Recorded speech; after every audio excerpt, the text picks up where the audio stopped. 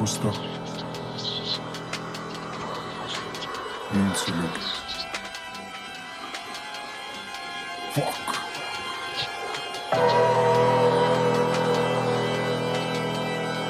Iar am ajuns unde nu trebuie.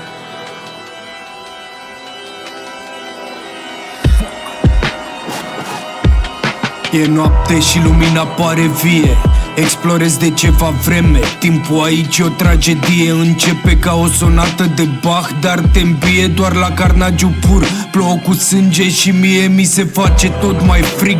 Eu nu mai rece și eu nu mai cald ca mine. N-a fost fac cât 10. Soarele în flăcări arde tacit ca un carbid, căci vrea înzecit și s-a jurat că altfel n-o să plece. Am pus planul în aplicare.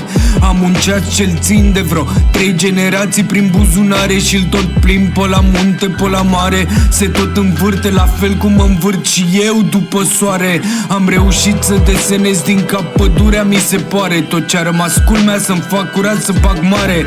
Îmi iau lumea în cap și plec în grabă. Am planul făcut și am așteptat asta o viață întreagă.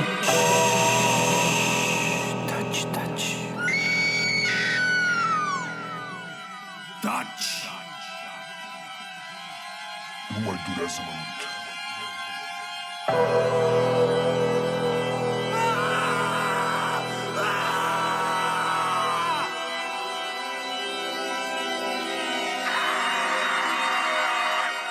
Fiind stăpânit de ură, am găsit înăuntru atâtea vise moderne, apoi m-am hrănit cu scutul ce-l făcusem.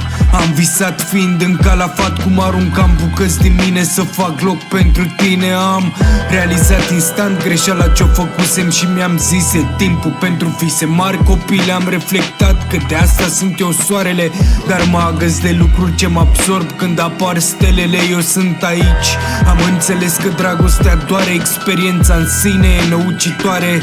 Eu am strâns mii de flori, am străbătut mii de hotare ca sufletul meu să prindă culoare. Am găsit o iubire imensă căutând gândirea ce stătea ascunsă în vise mari din adolescență. Am luptat să ies și am auzit clar înainte să sparg zidul. Prințesa aștepta de o viață ca să fii tu.